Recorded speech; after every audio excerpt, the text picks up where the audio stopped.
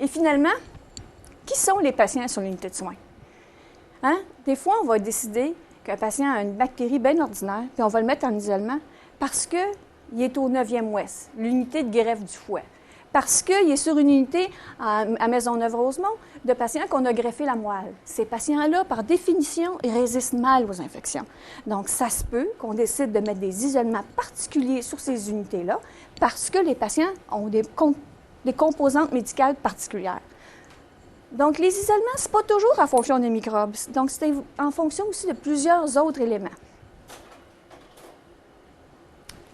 Bon, mais là, on va parler des pratiques de base, puis je vais passer vite là-dessus parce que je pense que vous savez pas mal.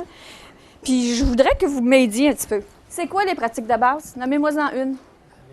Laver les mains. C'est la pratique de base numéro 1. Mettre des gants. OK. Après ça? Les contenants aiguillés, oui. Quoi d'autre? Porter des masques, oui. Autre? Les jaquettes. Les masques, les jaquettes, les gants. Un autre? Oui. Oui, les instruments propres, c'est une autre pratique de base, oui. Un autre? Vous l'avez oublié, celui-là, c'est parce qu'on le fait moins. Mettre des lunettes. C'est mettre des lunettes. Ah, vous devriez en avoir. Renseignez-vous auprès de vos infirmières-chefs. Non, je vais transmettre le message. Bon, fait que les pratiques de base, on les a pas mal toutes nommées, hein? Dans la grande sagesse, les concepteurs des nouvelles façons de penser ont rajouté la désinfection des équipements. Il y a quelqu'un qui l'a dit, c'est très bien. Et aussi, l'entretien ménager. Hein? Laver les choses, c'est facile, c'est de base. Hein? Les pratiques de base, c'est quelque chose qu'on fait d'une façon autonome. C'est une façon réfléchie. Tout intervenant que vous êtes, vous soignez des patients, vous avez la responsabilité d'évaluer les risques. Laver les mains, bien là, je ne vous dirai pas quand est-ce que vous vous lavez les mains, là, parce que mes enfants vont en garderie puis ils le savent. Là, je pense qu'on le sait qu'il faut se laver les mains. On a des produits pour se laver les mains, on les connaît de mieux en mieux. J'ai juste mis en gras après le retrait des gants. Pourquoi après le retrait des gants? Oui, mais la poudre, elle ne me fatigue pas bien. Parce qu'on peut toujours toucher à quelque chose d'autre avant de quitter les lieux. Oui, mais si tu as mis des gants, puis tu les enlèves. Tu touches aux gants. Oui, quand tu enlèves tes gants, il y a des études américaines encore. Oui, bien, il n'y en a pas vraiment de bonne façon. Les Américains étudient tout, hein? Ils ont étudié ça aussi. Ils ont fait des grandes études. Ils ont calculé, ils ont mis sur des gants, là, ben des bactéries, là, puis ils ont fait enlever des gants un paquet de monde, là, puis ils ont regardé après sur les mains des gens, combien il y en avait qui avaient des bactéries. Bien, il y avait au-delà de 40 des gens qui avaient les bactéries qu'ils avaient mis sur les gants qu'on retrouvait sur les mains des patients, des gens. Donc, quand on enlève les gants, c'est pas évident d'enlever des gants sans se contaminer. Il y en a d'autres raisons. Quand vous mettez des gants, ça dépend combien de temps on les met, là, mais à un moment donné, on a chaud dans ces gants-là. Hein, puis qu'est-ce que les bactéries aiment dans la vie? L'humidité et la chaleur. Pensez-vous que la quantité de bactéries que vous aviez initialement sur vos mains n'est pas rendue plus grande à la fin? Elle est rendue plus grande. Donc, c'est pour tout ça que quand on enlève, puis il pourrait être percé aussi. Ça, je le dis, c'est vrai, on prend ça comme dans des boîtes à Kleenex. Hein? Fait que c'est pas de garantie stérilité comme les gants de chirurgien, ça.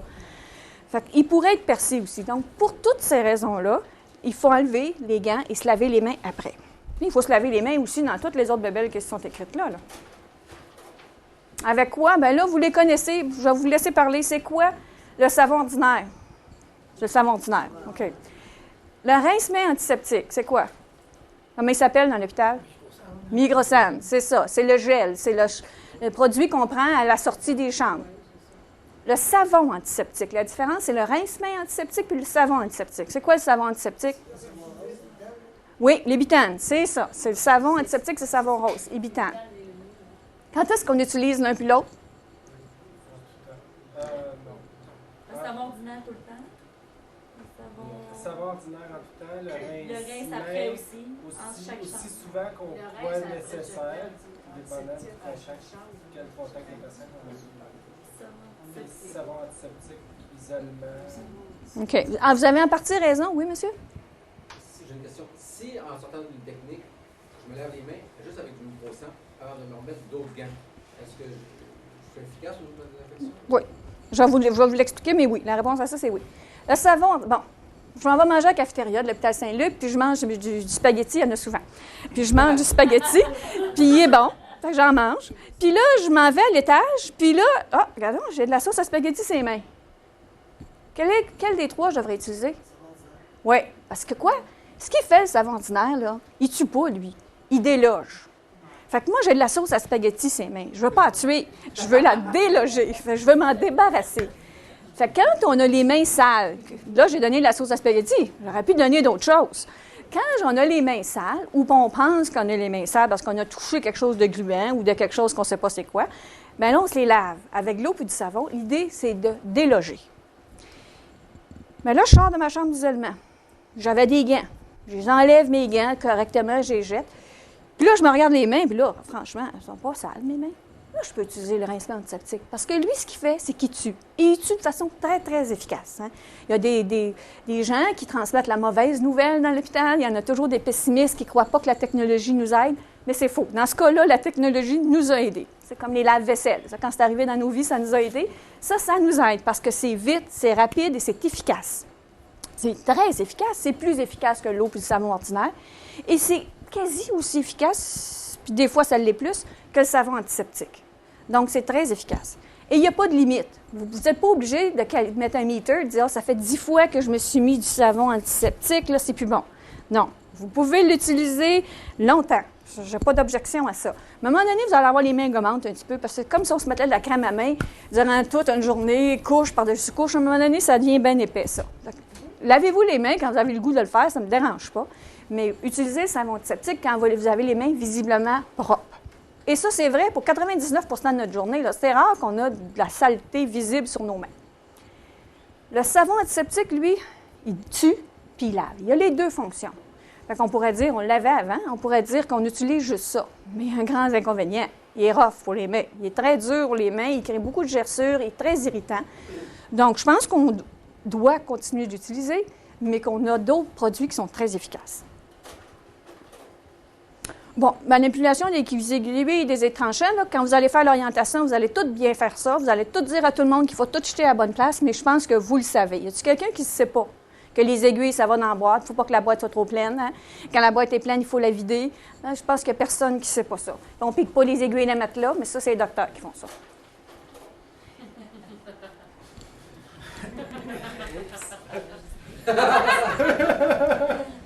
Bon, les gants. Les vérités sur les gants. Encore là, je ne ferai pas un grand cours sur les gants, je vais faire une démonstration. Moi, quand j'étais à la pêche la première fois de ma vie avec mon chum, ça fait quelques années, j'embarque dans le bateau, puis là, j'avais ma canne à pêche, mon moulinet, puis j'avais quelques petits appâts. C'était pas spectaculaire, mais j'en avais quelques-uns. Là, j'embarque dans le bateau avec tout ça, puis il dit « Montre-moi tes affaires », je montre. Là, il voit des gants là-dedans. Il dit « Des gants? » Je dis « Ouais, des gants. » Mais il dit « Pourquoi des gants à pêche? » Je dis « Oui. Je ne suis pas capable de toucher au verre quand je n'ai pas des gants. » Ben, il dit, bien, voyons, André, on ne va pas à la pêche avec des gants. Bien, j'ai dit, écoute, c'est le choix que tu as. J'ai dit, si tu veux que je mette mes verres, je mets des gants. Si tu mets mes verres, je ne mettrai pas de gants. Ça ne me dérange pas. C'est qu'il y a pitié de moi, fait qu'il met mes verres. Mais l'idée, pourquoi les gants? Pourquoi je vous parle de ça? C'est parce que quand je manipule les verres, puis c'est mou, c'est gluant, c'est froid, j'aime pas ça. Quand j'ai les gants, je ne le sens pas. Hein? J'ai plus peur de toucher au mou, au froid, au gluant. Dans un hôpital, c'est la même affaire. Tu sais, tu vas soigner un patient, puis la l'aise est sale, tu n'as pas trop peur de toucher au mou, au froid, au gluant. Tu n'as pas peur de ça. Parce que tu as des gants qui te protègent. Mais si tu ne les enlèves pas, tes gants qui te protègent, qu'est-ce que tu fais? Bien, tu propages pas mal la bonne nouvelle. Tu sais, c'est pas comme dans le bateau, là, c'est pas la même affaire. Fait que c'est pour ça qu'on dit que les gants sont à usage unique. C'est quand les gants, quand on fait un soin à M. Tremblay, bien, on les garde, M. Tremblay. Mais quand on va à M. Lavigueur à côté, on les enlève. Parce qu'ils sont vraiment à usage unique, parce que ça nous enlève un réflexe premier, qui est un réflexe de dédain, qui est tout à fait naturel, peut-être exacerbé dans mon cas, mais qui est tout à fait naturel. Puis, c'est pour ça qu'il faut se laver les mains après. Bon, donc là, je pense que je ne lirai pas tout ça, vous le savez, ça. Quand est-ce qu'on met des gants? Mais répondez-moi donc, quand est-ce qu'on met des gants?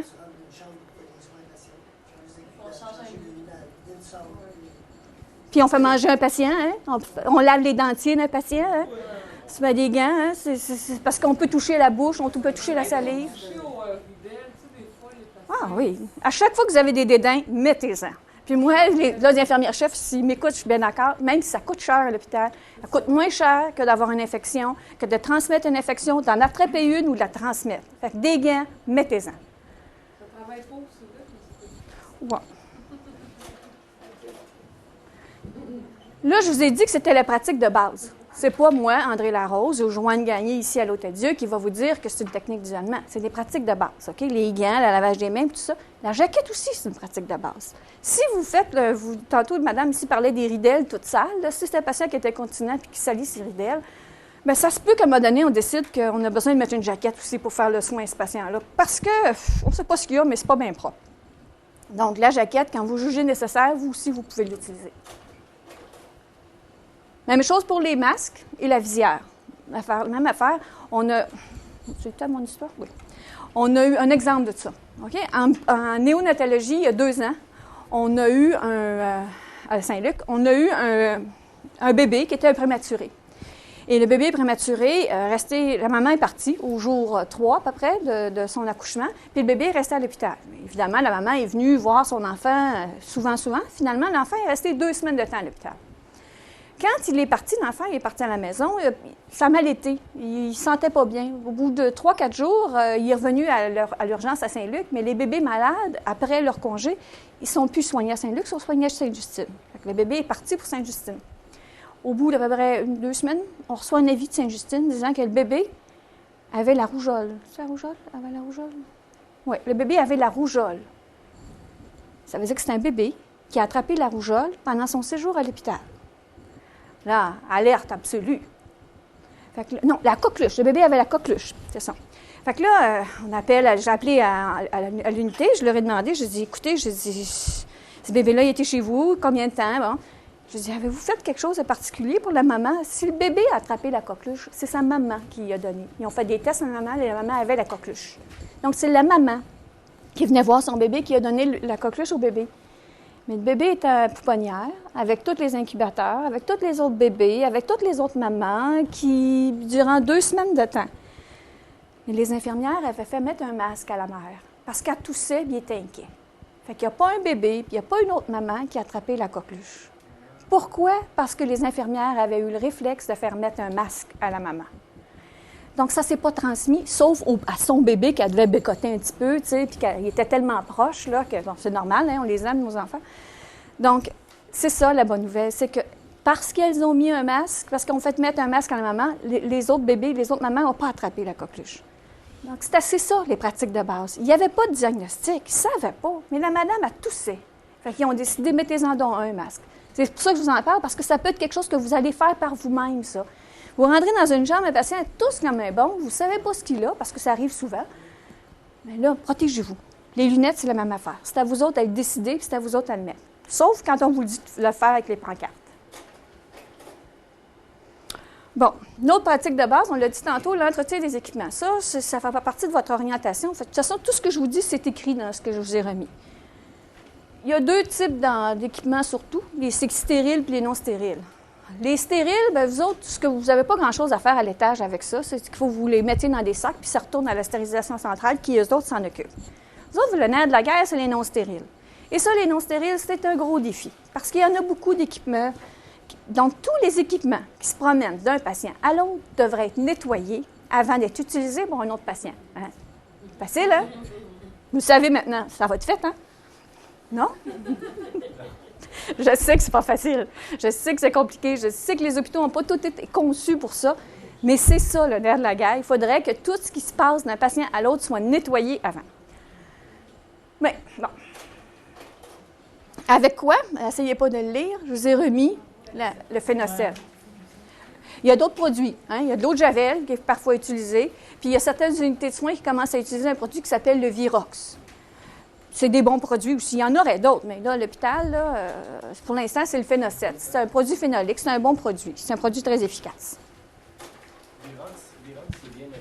Hein? Je sais, ça coûte beaucoup plus cher. Je sais, mais moi, c'est à moi, là. Il ne laisse pas de dépôt sur les mains. C'est facile aussi à utiliser, puis ça sèche tout de suite, puis je sais, il y a bien, bien des qualités. Bon, qu'est-ce qu'on lave entre chaque patient? Les urinoirs, hein? Tout ce qui s'appelle les... Hein? Les bassines. Tout ça. Une mesure graduée. Vous êtes dans une chambre à 2 patients. Il y a une mesure pour mesurer les urines. La mesure graduée de M. Laviolette appartient à M. Laviolette et on ne l'emprunte jamais pour le voisin d'à côté. Parce que la mesure graduée, c'est à usage unique. Encore là, pourquoi on dit ça? Pas parce que moi, je suis zélée sur le nettoyage, là, puis j'aime pas ça. C'est parce qu'il y a encore eu bien des études qui ont prouvé qu'il y a eu des transmissions d'infections. Un pathogène qu'un patient avait a été transmis au voisin d'à côté. Généralement, quand on ouvre la sonde, puis on fait, tu sais, le petit bec, là, il est un peu chambranlant, ce petit bec-là. On en a vidé souvent dans la vie des sondes. Je sais que j'ai dû coller mon petit bec contre le côté du contenant, même si je ne voulais pas. Donc, c'est comme ça que ça se transmet. Donc, il y a de la transmission vraiment reconnue de l'infection de cette façon-là. Donc, les mesures graduées, qu'elles soient petites ou grosses, sont à usage unique.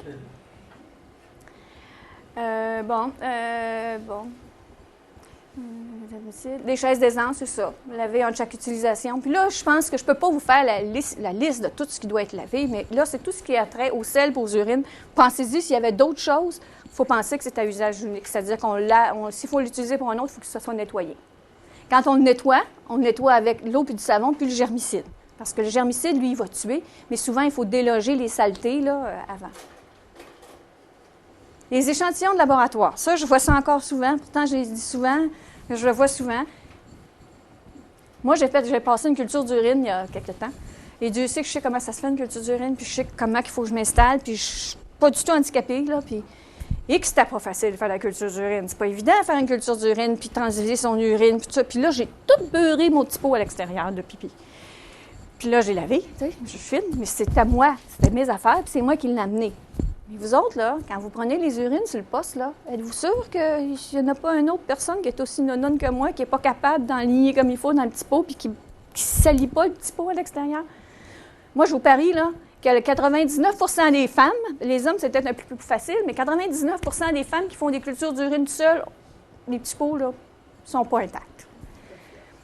Les gouttes de sang, quand on fait les prélèvements sanguins, vous êtes sûr qu'il n'y en a pas de gouttes de sang dessus? Des échantillons de sel, quand les patients ont les diarrhées, vous êtes sûr qu'il n'y en a pas sur le petit pot?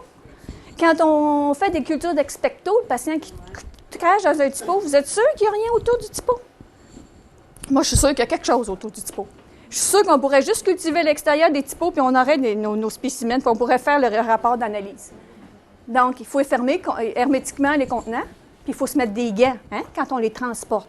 Ou bien, il faut les mettre dans un plateau. Mais en fait, ce que je ne veux pas voir, c'est quelqu'un qui s'en va allègrement au laboratoire. Des micros où est-ce que je travaille, c'est en face de mon bureau. Fait que là, je les vois tout arriver. Puis ils sont bien fiers, mais ils sont rendus avec leurs mains nues. C'est pas une bonne idée. Un plateau, un gant, un sac Ziploc, n'importe quoi, mais pas à main nue. Ah, puis l'autre affaire aussi, la requête. On voit moins ça.